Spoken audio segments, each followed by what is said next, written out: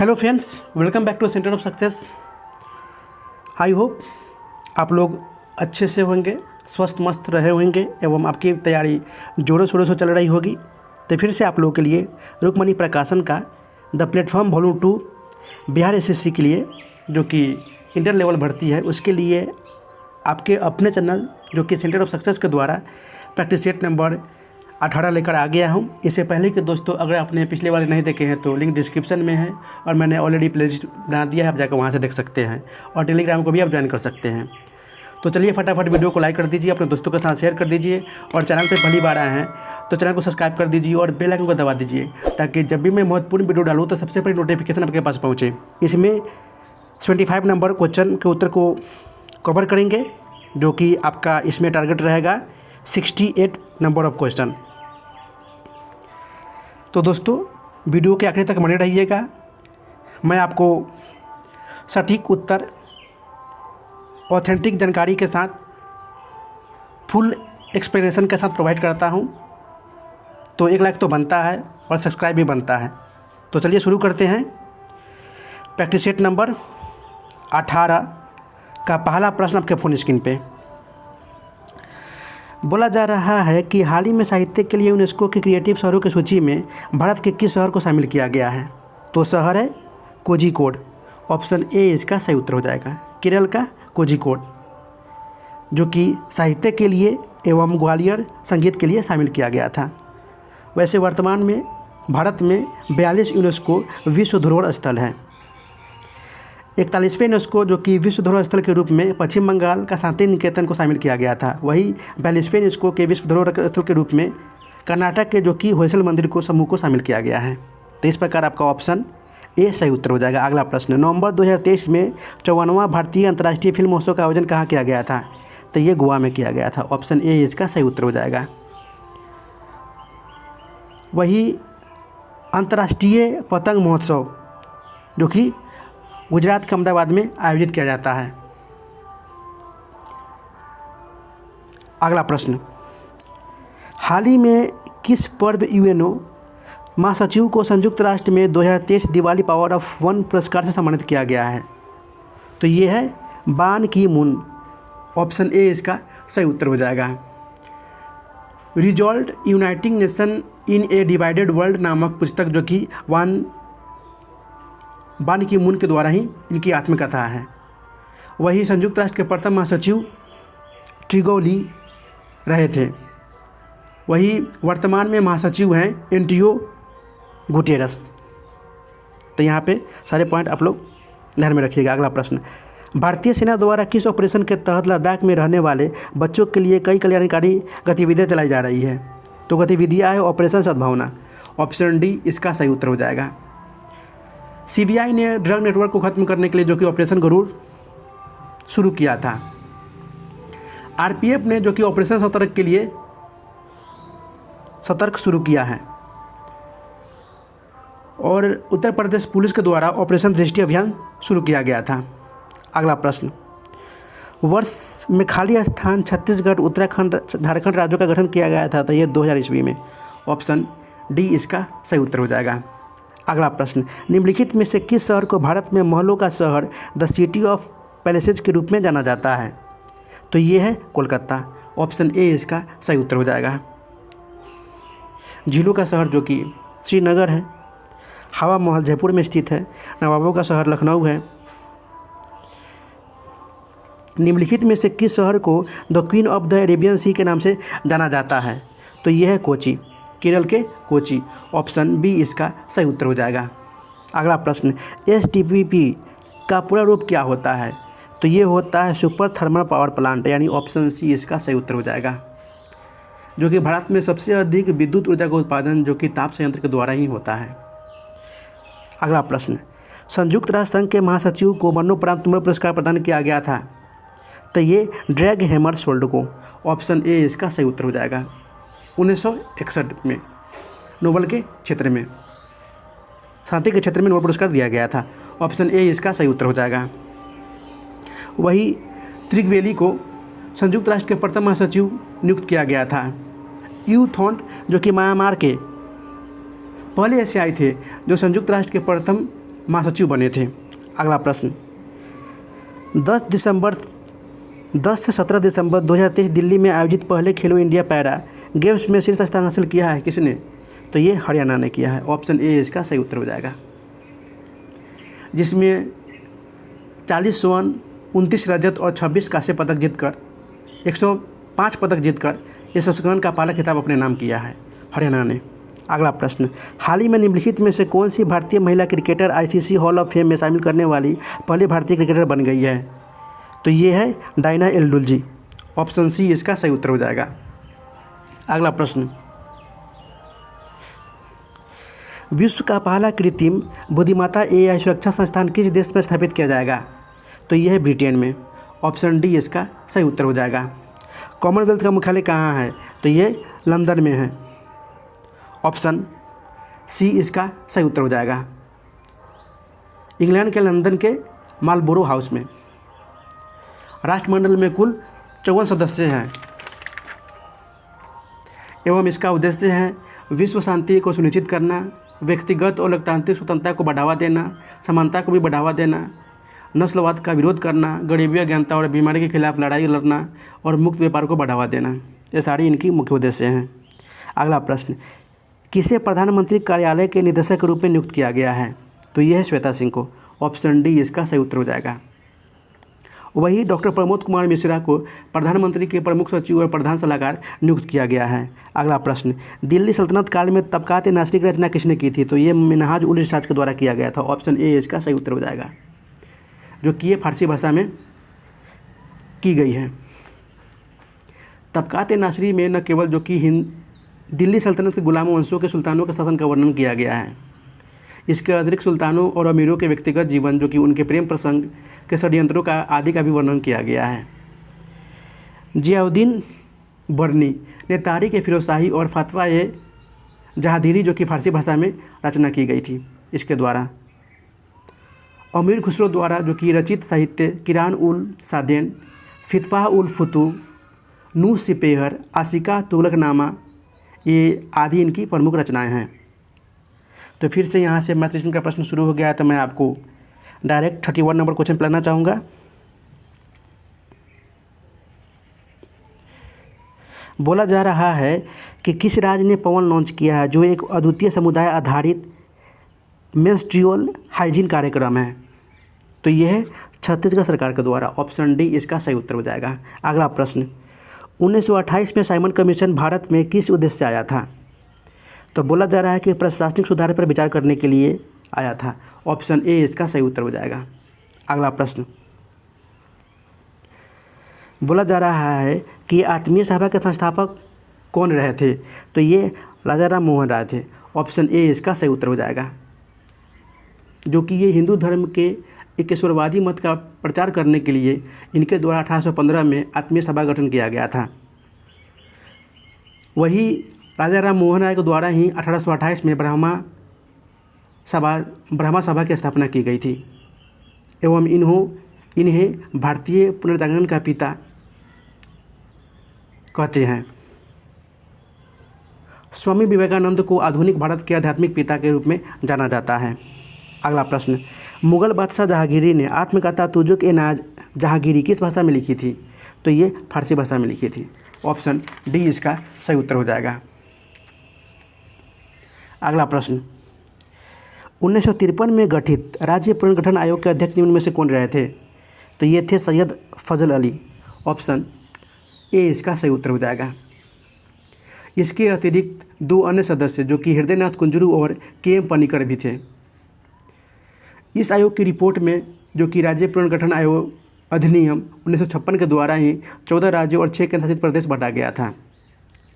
अगला प्रश्न, निम्न में से कौन सा शेष दूसरों से मेल नहीं खाता?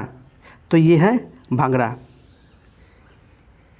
जो कि आपका ये लोक नृत्य हैं, जबकि कथकली, कुचिपुड़ी और भरतनाट्यम आपका ये शास्त्रीय नृत्य हैं। तो इस प्रकार आपका मेल नहीं खाता। ऑप्शन बी इसका सही उत्तर हो जाएगा। अगला प्रश्न, निम्नलिखित में से कौन सा जैन धर्म का एक संप्रदाय है? तो यह है दिगंबर। ऑप्शन बी इसका सही उत्तर हो जाएगा। दिगंबर जो कि भाद्रबहु के अनुयायी रहे थे। हीनयान और महायान, जो कि ये दो बौद्ध धर्म से संबंधित हैं। लिंगायत संप्रदाय के लोग जो कि शिव लिंग को उपासना करते थे।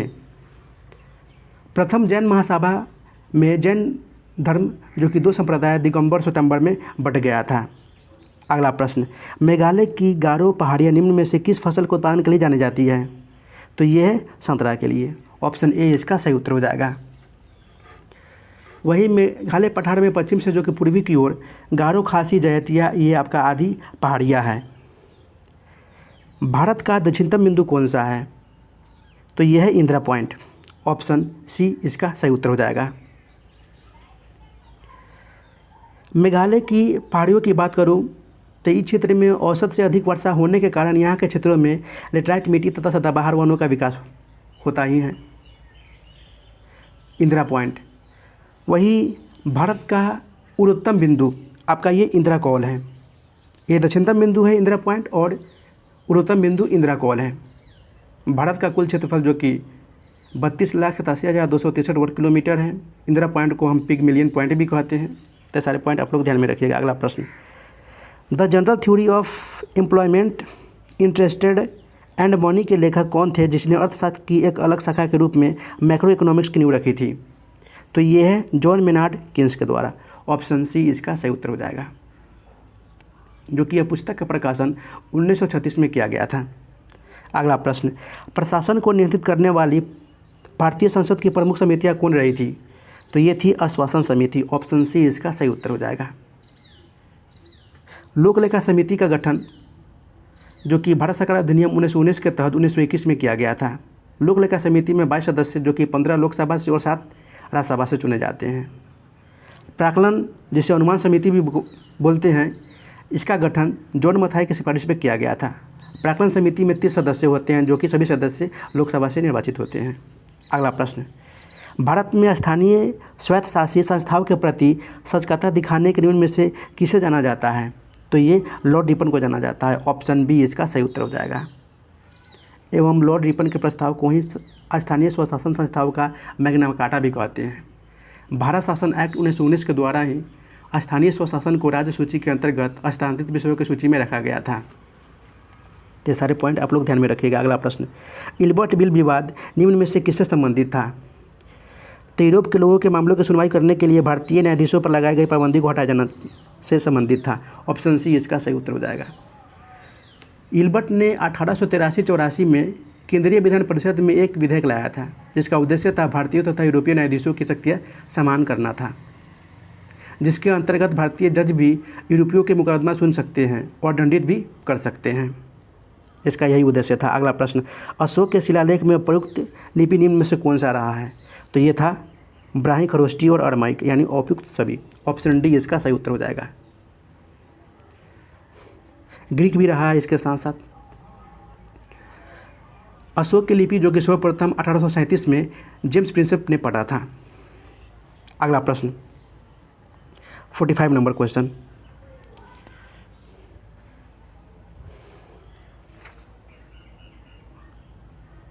यहाँ से दोस्तों बोला जा रहा है कि हड़प्पा सभ्यता से संबंधित सही तथ्यों की पहचान करें। तो इसमें नगरीय सभ्यता, कांस्य युगीन सभ्यता और आदि ऐतिहासिक सभ्यता है। तो सारे के सारे सुमिलित हैं। ऑप्शन डी इसका सही उत्तर हो जाएगा। हड़प्पा सभ्यता जो कि कांस्य युगीन एवं आदि ऐतिहासिक सभ्यता थी। नगरों की उपस्थिति के कारण इसे नगरीय सभ्यता भी कहते हैं। हड़प्पा सभ्यता के लोग जो कि कांस्य बनाने की तकनीकी को जानते हैं, इसे परिचित थे, कांस्य का प्रयोग किया करते थे, इसलिए इसे कांस्य युगीन सभ्यता भी कहते हैं। और हड़प्पा सभ्यता के लोग पढ़ने लिखने की कला से परिचित थे, इसलिए इसे आदि ऐतिहासिक सभ्यता भी कहते हैं। तो इस प्रकार आपका ऑप्शन डी सही उत्तर हो जाएगा। जिसे मैं आपको 61 नंबर क्वेश्चन पढ़ना चाहूँगा क्योंकि बीच में मैथ रीजनिंग का प्रश्न शुरू हो गया था। तो 61 नंबर क्वेश्चन बोल रहा है कि मक्का में सफ़ेद काली बर्ड किस तत्व की कमी से होती है? तो ये जिंक की कमी से होती है। ऑप्शन बी इसका सही उत्तर हो जाएगा। अगला प्रश्न, निम्न में से किस संविधान संशोधन अधिनियम में सहकारी समितियों को संवैधानिक दर्जा प्रदान का संरक्षण किया था? तो ये है 97वां संविधान संशोधन अधिनियम के तहत 2011 ने सहकारी समितियों को संवैधानिक दर्जा और संरक्षण प्रदान किया था। ऑप्शन डी इसका सही उत्तर हो जाएगा। इस संदर्भ में जो कि 3 परिवर्तन संविधान किया गया था। इसने सहकारी समिति गठित करने का अधिकारों को जो कि मौलिक अधिकार बना दिया था। अनुच्छेद 19(1)(c) के तहत यूनियन और एसोसिएशन के बाद सहकारिता शब्द जोड़ा गया था। इसमें एक नया राज्य जो कि नीति निर्देशक तत्व जोड़ा गया था सहकारी समिति के प्रोत्साहन से। तो इस प्रकार आपका ऑप्शन डी सही उत्तर हो जाएगा। अगला प्रश्न, निम्न में से संविधान के किस अनुच्छेद के तहत एक शरणार्थी कृपाण को धारण कर सकता है? तो अनुच्छेद है 25, ऑप्शन डी इसका सही उत्तर हो जाएगा। अनुच्छेद 25 जो कि बोलता है सभी व्यक्तियों को अंतःकरण की स्वतंत्रता और धर्म के आबाद रूप से मानने, आचरण करने और प्रचार करने का समान हक देगा। अनुच्छेद 21 जो कि प्राण और दैहिक स्वतंत्रता का वर्णन किया गया है। अनुच्छेद 26 जिसमें धार्मिक कार्यों के प्रबंध की स्वतंत्रता का उल्लेख किया गया है। और अनुच्छेद 19 के 1 जो कि अभिव्यक्ति की स्वतंत्रता से संबंधित अधिकारों के संरक्षण का उल्लेख भी किया गया है। तो इस प्रकार आपका ऑप्शन डी सही उत्तर हो जाएगा। अगला प्रश्न, निम्न में से कौन भारत में सेनाओं का राजनीतिक प्रमुख रहा है? तो ये हैं प्रधानमंत्री जी। ऑप्शन डी इसका सही उत्तर हो जाएगा। वही भारत में राष्ट्रपति जो कि तीनों सेनाओं का सर्वोच्च सेनापति होते हैं। तीनों सेनाओं के प्रधानमंत्री जो कि नीति आयोग, राष्ट्रीय एकता परिषद, अंतर्राष्ट्रीय परिषद, राष्ट्रीय जल संसाधन परिषद आदि का ये अध्यक्षता करते हैं। अगला प्रश्न, निम्न कथनों पर विचार कीजिए। 1911 में हुई चीनी क्रांति का नायक सन यात सेन था। सन यात सेन ने 1905 में तुंग मेंग उई पार्टी का गठन किया था। 1921 की क्रांति के बाद चीन में गणतंत्र शासन पद्धति की स्थापना की गई थी। तो यहाँ पे सारे कथन सत्य हैं, 1, 2 और 3। ऑप्शन डी इसका सही उत्तर हो जाएगा। डॉक्टर सन यात सेन के 3 प्रमुख सिद्धांत भी रहे थे, राष्ट्रवाद, लोकतंत्रवाद और सामाजिक न्याय। अगला प्रश्न 66 नंबर क्वेश्चन, बोला जा रहा है कि निम्नलिखित में से किसे पूंजीगत व्यय माना जाता है? पूंजीगत व्यय, तो ये स्कूल की इमारत का निर्माण। ऑप्शन सी इसका सही उत्तर हो जाएगा। पूंजीगत व्यय जो कि अस्थायी परिसंपत्तियों के विकास के लिए का व्यय ही पूंजीगत व्यय कहलाता है। पूंजीगत व्यय के अंतर्गत ही पुल, स्कूल, अस्पताल, सड़क आदि का निर्माण पूंजीगत व्यय का ही है। ब्याज, भुगतान, ऋण सेवा, सब्सिडी, ये सारे आपका ये गैर योजनात्मक व्यय का उदाहरण है। अगला प्रश्न, स्विट्जरलैंड की राजधानी कौन सी है? तो ये बर्न है। ऑप्शन ए इसका सही उत्तर हो जाएगा। वही ऑस्ट्रेलिया की राजधानी वीना है जो कि यूरोपीय संघ का सदस्य बना था। अगला प्रश्न, निम्नलिखित में से कौन सा कार्य स्थानीय स्वशासन से संबंधित नहीं है? तो लोक व्यवस्था का अनुरक्षण, ये स्थानीय स्वशासन से संबंधित नहीं है। ऑप्शन डी इसका सही उत्तर हो जाएगा, क्योंकि यह राज्य सरकार से संबंधित है, लोक व्यवस्था का अनुरक्षण। जबकि जन स्वास्थ्य, स्वच्छता का प्रबंध और जन उपयोगी सेवाएं आपका ये स्थानीय स्वशासन से संबंधित है। अगला प्रश्न, निम्नलिखित में से किसे सामाजिक आधारित संरचना के अंतर्गत शामिल नहीं किया गया है? तो ये एक है शिक्षा और परिवहन जो कि सामाजिक आधारित संरचना के अंतर्गत नहीं आता। ऑप्शन डी इसका सही उत्तर हो जाएगा। सॉरी दोस्तों, इसका उत्तर सही उत्तर हो जाएगा ऊर्जा और परिवहन, यानी ऑप्शन सी इसका सही उत्तर हो जाएगा। सामाजिक आधारित संरचना के अंतर्गत जो कि शिक्षा, आवास, स्वास्थ्य ये सारे शामिल होते हैं। ऊर्जा, परिवहन और संचार आर्थिक संरचना जो कि ये आर्थिक आधारिक संरचना के अंतर्गत आते हैं। आधारिक संरचना ऐसी सहयोगी प्रणाली होती है जो अर्थव्यवस्था की कार्यशीलता कार्य प्रणाली पर निर्भर करती है। तो इसका सही उत्तर हो जाएगा ऊर्जा और परिवहन जो कि ये शामिल नहीं होता है। अगला प्रश्न, सांसद आदर्श ग्राम के संदर्भ में निम्नलिखित कथनों पर विचार करें। तो बोला जा रहा है यहाँ पे कि इस योजना के अंतर्गत भारत के सांसदों को एक गांव की पहचान करने के लिए विकसित करने का प्रावधान है एवं इस योजना के अनुसार कोई सांसद स्वयं का अथवा पति पत्नी के गोद को नहीं ले सकता है। तो ये दोनों कथन सत्य हैं, 1 और 2। ऑप्शन सी इसका सही उत्तर हो जाएगा। एवं इस योजना को 2014 में शुरुआत किया गया था। अगला प्रश्न, 1944 में गांधीवादी योजना को किसने प्रतिपादित किया था? तो ये है श्रीमान नारायण अग्रवाल जी। ऑप्शन डी इसका सही उत्तर हो जाएगा। अगला प्रश्न, पंजाब में वर्षा के कारण बनने वाले भूमध्य सागर से उत्पन्न होने वाले शीतोष्ण कटिबंधीय चक्रवातों से किन फसलों को लाभ होता है? तो ये रबी फसलों को लाभ होता है। ऑप्शन डी इसका सही उत्तर हो जाएगा। शीतोष्ण कटिबंधीय चक्रवातों की उत्पत्ति जो कि शीतोष्ण कटिबंधीय अर्थात मध्य अक्षांशों में होता है। शीतोष्ण कटिबंधीय चक्रवातों के मुख्य क्षेत्र ये उत्तरी अटलांटिक महासागर, भूमध्य सागर, उत्तरी पश्चिमी प्रशांत महासागर, 3 महासागर से है। अगला प्रश्न, ताप्ती नदी का उद्गम स्थल कौन सा है? तो ये सतपुरा है, मध्य प्रदेश का सतपुरा, मध्य प्रदेश के बैतूल जिले में, जो कि महादेव की पहाड़ियाँ से दक्षिण से निकलती है। ऑप्शन डी इसका सही उत्तर हो जाएगा। ताप्ती नदी अरब सागर में गिरती है और ये चूड़ी का निर्माण करती है। अगला प्रश्न, रात्रि के समय आकाश में मौजूद सबसे चमकीला ग्रह कौन सा है? तो ये शुक्र है। ऑप्शन डी इसका सही उत्तर हो जाएगा। जिसे शुक्र को पृथ्वी का जुड़वा बहन भी कहते हैं। शुक्र को ही सुबह का तारा और शाम का तारा भी कहते हैं। शुक्र के पास ऐसा कोई अपना उपग्रह नहीं है। भारत सरकार ने नारकोटिक्स कंट्रोल ब्यूरो का गठन किस वर्ष किया था? तो ये 1986 में किया गया था, 17 मार्च 1986 को। एवं इसके मुख्य कार्य भी हैं केंद्रीय राज्य एजेंसियों के बीच समन्वय करना, आपसी तालमेल बनाए रखना, राष्ट्रीय औषधि परिवर्तन सांख्यिकी तैयार करना और अवैध ड्रग्स कारोबार को रोकना मुख्य कार्य हैं। तो फिर से मैं आपको 91 नंबर क्वेश्चन पिलाना चाहूँगा, क्योंकि यहाँ से मैथ रीजनिंग का प्रश्न शुरू हो गया है। तो बोला जा रहा है कि 16वीं शताब्दी में किस भारतीय शासक ने चांदी का सिक्का जारी किया और इससे रुपए का नाम दिया था? तो ये है शेरशाह सूरी जी के द्वारा। ऑप्शन ए इसका सही उत्तर हो जाएगा। 1540 ईस्वी में कनौज के युद्ध में ही हुमायूं को पराजित कर शेरशाह सूरी ने सूर्यवंश की स्थापना की थी।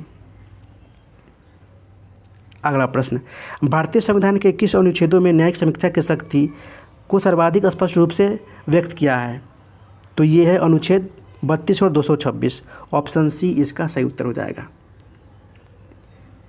न्यायिक समीक्षा वह समीक्षा होता है जिसमें न्यायालय अपने दिए गए फैसलों और संसदों द्वारा बनाए गए कानून को जांच करने का अधिकार देता है। अनुच्छेद 32 के अंतर्गत, जो कि उच्चतम न्यायालय को 5 रीट जारी करने का अधिकार देता है। अनुच्छेद 226 के तहत, जो कि उच्च न्यायालय को 5 प्रकार के रीट जारी करने का अधिकार देता है। अनुच्छेद 226 के अंतर्गत ही उच्च न्यायालय मौलिक अधिकार के अतिरिक्त अन्य प्रायोजन के लिए भी रीट जारी कर सकता है। तो सारे पॉइंट आप लोग ध्यान में रखिएगा। अगला प्रश्न, बोला जा रहा है कि उस व्यक्ति का नाम बताइए जिसने 1815 में भारत का पहला सर्वेयर जनरल नियुक्त किया था। तो ये है कॉलोनी मैकेंजी। ऑप्शन डी इसका सही उत्तर हो जाएगा। अबुल फजल, जो कि ये अकबर के दरबार में नवरत्न में शामिल थे एवं इन्होंने अकबरनामा पुस्तक की रचना की है। अगला प्रश्न, मालवा के पठार के उत्तर पश्चिम में स्थित पर्वत श्रृंखलाओं को खाली स्थान कहा जाता है। तो इसे अरावली कहा जाता है। ऑप्शन ए इसका सही उत्तर हो जाएगा, जो कि अरावली के पहाड़ी राजस्थान में स्थित है, जो कि सबसे पुरानी चट्टानों से बनी हुई है। सतपुरा की पहाड़ियाँ, जो कि सघन वन का क्षेत्र है। अगला प्रश्न, इंडियन एसोसिएशन की स्थापना कब हुई थी? तो ये 1876 में हुई थी। ऑप्शन ए इसका सही उत्तर हो जाएगा। इसकी स्थापना सुरेंद्र नाथ बनर्जी और आनंद मोहन बोस द्वारा किया गया था एवं इस संगठन के द्वारा ही पहली बार सिविल सर्विसेज की उम्र सीमा कम करने का विरोध किया गया था। 1875 में इंडियन लीग की स्थापना किया गया था शिशिर कुमार घोष के द्वारा। अगला प्रश्न, ऊंचाई पर रहने वाले व्यक्तियों के ऊतकों और रक्त में ऑक्सीजन की कम सांद्रता का कारण क्या है? तो ये है कम वायुमंडलीय दाब। ऑप्शन बी इसका सही उत्तर हो जाएगा, क्योंकि पृथ्वी की सतह से ऊपर जाने पर वायुमंडलीय दाब घट जाता है, यानी दाब इनवर्सली प्रोपोर्शनल टू ये पृथ्वी से ऊंचाई होता है। इसलिए पहाड़ों पर भोजन देर से पकता है। तो इस कारण आपका ऑप्शन भी सही उत्तर हो जाएगा। अगला प्रश्न, सजीवों के वर्गीकरण की मूल इकाई को क्या कहते हैं? तो इसको जाति कहते हैं। ऑप्शन ए इसका सही उत्तर हो जाएगा। जीवधारियों के 2 जगत होते हैं, पादप जगत और जंतु जगत। प्राणी वर्गीकरण में सबसे बड़ा भाग जो कि संघ होता है और सबसे छोटा भाग प्रजाति होता है। अगला प्रश्न, किसी व्यक्ति द्वारा अपना पूर्ण प्रतिबिंब देखने के लिए समतल दर्पण की न्यूनतम लंबाई क्या होनी चाहिए? तो उसकी आधी होनी चाहिए। ऑप्शन सी इसका सही उत्तर हो जाएगा। समतल दर्पण किसी वस्तु का प्रतिबिंब जो कि दर्पण के पीछे उतनी दूर पे बनता है जितनी दूर पे वस्तु दर्पण के सामने रखी होती है। समतल दर्पण का प्रतिबिंब जो कि काल्पनिक वस्तु के बराबर और पास से यानी उल्टा बनता है। अगला प्रश्न, एक स्टेथोस्कोप में हृदय की धड़कन की ध्वनि स्टेथोस्कोप नली में गमन करती है, तो ये नली में बार बार परावर्तक द्वारा। ऑप्शन बी इसका सही उत्तर हो जाएगा। स्टेथोस्कोप का आविष्कार रेने लेनेक ने किया था। स्टेथोस्कोप जो कि पशु या मानव शरीर के आंतरिक ध्वनियों को सुनने के लिए एक चिकित्सा उपकरण है। अगला प्रश्न, निम्नलिखित में से कौन सा कैल्शियम कार्बोनेट का रूप नहीं है? तो ये है जिप्सम। ऑप्शन बी इसका सही उत्तर हो जाएगा क्योंकि यह कैल्शियम सल्फेट का सामान्य रूप है। कैल्शियम कार्बोनेट जो कि सफ़ेद रंग का होता है, जो कि जल में अविलय ठोस है। कैल्शियम कार्बोनेट का उपयोग चूना पत्थर, सीमेंट उद्योग, धोवन सोडा, कांच, चाकू, पेपर, दंतमंजन आदि में इसका उपयोग किया जाता है। अगला प्रश्न, वाहनों के पीछे के दृश्य को देखने के लिए कौन सा दर्पण का आवर्धन होना चाहिए? तो ये 1 से कम होता है। दोस्तों इसका उत्तर आप लोग कमेंट कीजिएगा। शायद मेरे हिसाब से तो 1 होता है, बट उत्तर दिया गया है, मैंने सर्च मारा तो 1 से कम होता है। ऑप्शन ए दिखाया जा रहा है, तो आप लोग कमेंट कीजिएगा कि इसका उत्तर कौन सा होना चाहिए। मैं ये चीज़ आप पे छोड़ता हूँ। ऑप्शन ए इसका सही उत्तर हो जाएगा। उत्तल दर्पण का उपयोग जो कि वाहनों में पीछे के दृश्य को देखने के लिए किया जाता है, जो कि यह वस्तु का आभासी सीधा और वस्तु से छोटा प्रतिबिंब बनाता है। प्रतिबिंब की ऊंचाई तथा वस्तु की ऊंचाई के अनुपात को ही आवर्धन कहते हैं। अगला क्वेश्चन, प्राकृतिक मोती होती है तो ये मोलस्का होता है। ऑप्शन ए इसका सही उत्तर हो जाएगा। मोलस्का संघ के जंतु जो कि अधिकांश समुद्री, कुछ अम्लनीय जल में, कुछ नम जल में पाए जाते हैं, कुछ नम भूमि में पाए जाते हैं। मोलस्का संघ के जीव का रक्त जो कि प्राय रंगीन होता है। मोती का मुख्य घटक जो कि कैल्शियम कार्बोनेट CaCO3 और मैग्नीशियम कार्बोनेट यानी MgCO3 है। अगला प्रश्न 103, बोला जा रहा है कि निम्न में से ट्रांजिस्टर का कौन सा अल्पतम अपमिश्रित होता है? तो ये है आधार। ऑप्शन बी इसका सही उत्तर हो जाएगा। ट्रांजिस्टर जो कि एक अर्धचालक युक्ति होती है, जो एक चालक और कुचालक की तरह व्यवहार करता है। ट्रांजिस्टर का उपयोग स्विच के रूप में, प्रवर्धक के रूप में किया जाता है। अगला प्रश्न, कोई यात्री यदि गतिमान रेलगाड़ी में एक सिक्का उछालता है जो उसके पीछे गिरता है, इसका क्या अर्थ होता है? कि रेलगाड़ी की गति त्वरित में है। ऑप्शन ए इसका सही उत्तर हो जाएगा, क्योंकि जब सिक्के को उछाला जाता है तो उसमें उतना ही वेग होता है जितना वेग रेलगाड़ी में होता है, परंतु उसी समय हवा में होने के कारण सिक्के का वेग जो कि रेलगाड़ी के वेग से कम हो जाता है, जिसके कारण रेलगाड़ी त्वरित होती है और यह यात्री के पीछे गिरता है। ऑप्शन ए इसका सही उत्तर हो जाएगा। अगला प्रश्न, सोडा लाइम की एक बोतल को गर्दन से पकड़ा गया है, ऊर्ध्वाधर वृत्त में तेज़ी से घुमाया गया है, बोतल के किस भाग के निकट बुलबुले एकत्र होंगे? तो ये गर्दन के निकट के भाग में बुलबुले एकत्र होंगे। ऑप्शन सी इसका सही उत्तर हो जाएगा, क्योंकि बोतल के शीर्ष भाग में बुलबुले एकत्र होंगे, क्योंकि द्रव से गैस हल्की होती है जो ऊपर उठेंगे। अगला प्रश्न, फिर से यहाँ से आपका मैथ रीजनिंग का प्रश्न शुरू होता है। तब मैं आपको 121 नंबर क्वेश्चन पढ़ाना चाहूँगा। बोला जा रहा है कि मानव शरीर में RBC का क्या कार्य होता है? तो शरीर की कोशिकाओं को ऑक्सीजन प्रदान करना, यही कार्य होता है RBC का। लाल रुधिर कोशिकाओं का, जो कि ये लौहिक प्रोटीन पाया जाता है इसमें, जिसे हम हीमोग्लोबिन भी कहते हैं। हीमोग्लोबिन ऑक्सीजन तथा कार्बन डाइऑक्साइड के परिवहन में भाग लेता है। वही WC की बात करूँ, श्वेत रुधिर कणिकाओं की बात करूँ, तो ये अवर्णीय कोशिकाएं इसको कहते हैं। लाल रुधिर कणिकाओं में जो कि केंद्रक नहीं होता RBC में। अगला प्रश्न, सबसे अधिक और सबसे कम जिन्स वाले मानव गुणसूत्र क्रम से कौन सा है? तो ये हैं गुणसूत्र 1 और Y। ऑप्शन सी इसका सही उत्तर हो जाएगा, क्योंकि मनुष्य में गुणसूत्र 1 में सर्वाधिक जिन्स 2968 होते हैं, वही Y में सबसे कम जिन्स 231 होते हैं। मनुष्य में गुणसूत्रों की संख्या 46 होती है, 23 जोड़ी होती है।